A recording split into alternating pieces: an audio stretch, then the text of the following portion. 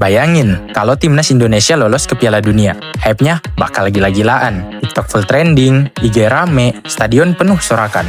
Tapi, gimana kalau semua itu kandas di 180 menit penentuan? Kalau gagal, siapa yang harus disalahin? Pelatih? Pemain? PSSI?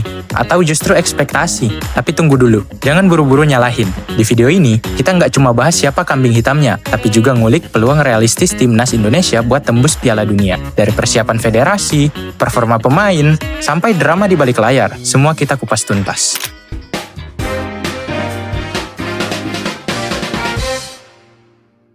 Sequel 1.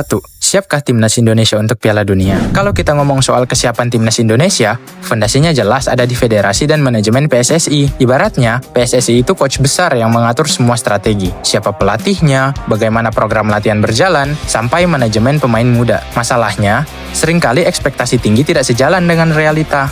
Pertama, soal pembinaan usia muda. PSSI sebenarnya sudah memiliki program pembinaan berjenjang dari U17, U20, U23 hingga senior. Bahkan mereka mulai membangun basis data pemain muda sejak usia 10-12 tahun. Klub juga diminta serius membangun akademi dan scouting. Contohnya Bali United yang punya pembinaan dari U9 sampai U18. Namun, regenerasi pemain di Indonesia masih minim karena klub lebih memilih pemain jadi ketimbang mengembangkan talenta dari bawah. Kedua, soal jadwal dan sinkronisasi. Ini adalah masalah klasik. Pemain timnas sering terlambat bergabung ke training camp karena jadwal kompetisi domestik bentrok dengan agenda FIFA Matchday. Beberapa pemain U23 misalnya tidak bisa hadir tepat waktu di training camp karena liga masih berjalan. Kasus Erkan Bagot juga pernah mencuat karena jadwal klubnya di Inggris tabrakan dengan agenda timnas. Erick Thohir bahkan berjanji akan menata ulang kalender kompetisi agar tidak bentrok dengan agenda internasional. Ketiga, soal konsistensi manajemen. Di era Wan Bule, fokusnya ada pada perbaikan struktur dan profesionalisasi Liga 1. Hasilnya, administrasi PSSI memang lebih rapi, tetapi masalah sinkronisasi Liga dan timnas tetap terjadi. Sementara, di era Erick Thohir, visi lebih modern dengan naturalisasi pemain, penguatan branding, dan pembinaan jangka panjang. Namun, implementasi harian seperti pemanggilan pemain, koordinasi dengan klub, dan konsistensi latihan masih menjadi pekerjaan rumah besar. Jadi kesimpulannya, itu bukan cuma salah pelatih atau pemain, tapi masalah sistemik yang perlu dievaluasi secara menyeluruh. Sequel 2. Pemain kunci atau penentu. Drama di lapangan bikin fans meledak. Banyak yang bilang, kalau Indonesia gagal lolos, ya pasti salah pemain. Tapi, kita harus fair. Begini, beberapa pemain muda lagi naik level, baru coba adaptasi sama ritme internasional. Ada juga pemain senior yang udah pengalaman banget, tapi kadang koordinasi di lapangan masih belum klop. Jadi nggak bisa cuma tunjuk satu orang doang. Contohnya, di Piala AFF 2024, timnas Indonesia berhasil melepaskan total 62 tembakan, namun hanya 4 yang berhasil dicetak gol.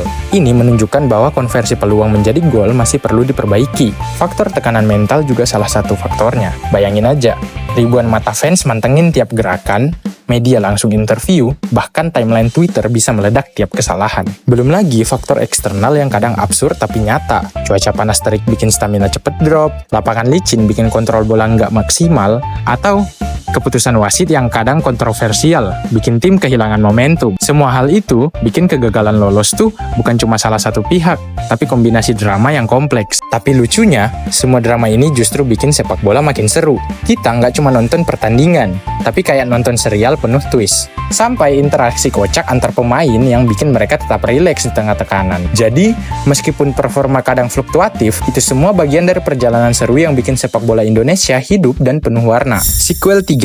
Di balik layar, keputusan yang bisa nentuin nasib timnas. Sepak bola nggak cuma soal apa yang kelihatan di lapangan. Di balik setiap gol, assist, atau blunder, ada ribuan keputusan strategis dan politik yang sebenarnya bisa bikin timnas sukses atau gagal total. Kadang kita nonton, mikirnya itu cuma salah pemain, padahal drama di belakang layar nggak kalah panas. Misal pemilihan pelatih. Pelatih asing punya pengalaman internasional, tapi kadang belum ngerti kultur pemain lokal. Pelatih lokal ngerti karakter pemain, tapi butuh waktu untuk adaptasi sama standar internasional. Terus ada alokasi dana buat latihan dan pengembangan pemain muda, kebijakan kompetisi domestik yang bentrok sama turnamen internasional, sampai lobby klub dan tekanan sponsor yang bikin keputusan kadang kelihatan random. Bahkan hal sepele kayak siapa yang dipanggil skuad atau siapa kaptennya bisa bikin domino efek besar banget. Nah, kalau dibandingkan kualifikasi sebelumnya, dulu Impian Indonesia sebatas bisa tampil bagus di AFF Cup alias Turnamen Regional Asia Tenggara. Prestasi konsisten di level Asia atau Piala Dunia masih mimpi jauh. Tapi sekarang, targetnya bisa ambisius, bukan cuma tampil, tapi bisa tembus round 4 kualifikasi Piala Dunia, lawan negara-negara dengan pengalaman internasional lebih tinggi. Itu berarti strategi, konsistensi pemain, dan manajemen harus lebih matang. Sequel 4. Siapa yang harus bertanggung jawab masa depan timnas Indonesia? Jadi kesimpulannya, kalau Indonesia gagal lolos ke Piala Dunia, nggak cuma salahin satu pihak aja. Ini tuh masalah sistemik yang melibatkan banyak pihak, federasi atau PSSI, pelatih. Ini yang bikin drama makin seru. Keputusan taktik, siapa yang dipilih main, siapa cadangan, dan gimana komunikasi di ruang ganti, semuanya bisa pengaruh performa tim. Kalau sistemnya kurang matang, misal jadwal latihan nggak konsisten atau koordinasi antar klub dan timnas berantakan, ya performa tim di lapangan otomatis kena dampaknya. Pemain sendiri, nggak cuma skill yang diuji, tapi mental dan fisik juga.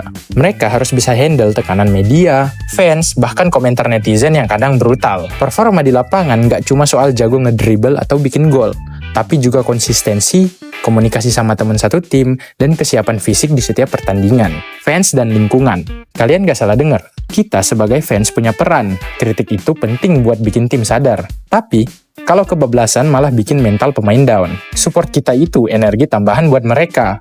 Jadi setiap teriakan, chant, atau bahkan meme lucu di sosial media bisa bikin pemain semangat. Indonesia punya potensi besar, generasi muda makin matang, program pembinaan jalan, dan kalau semua pihak kompak, peluang lolos Piala Dunia makin realistis. Kuncinya, sabar, konsisten, dan kerja bareng. Sepak bola bukan cuma soal menang atau kalah, tapi proses belajar dan tumbuh bareng. Setiap gol, blunder, atau drama di lapangan adalah pengalaman berharga.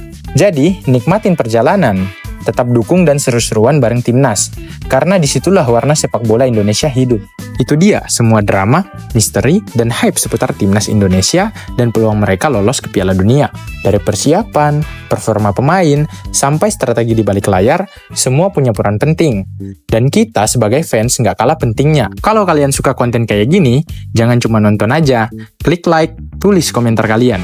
Menurut kalian, siapa yang paling bertanggung jawab? Dan tentu aja, subscribe Parimatch News biar nggak ketinggalan berita update panas, highlight gokil, dan drama sepak bola yang bikin jantung deg-degan.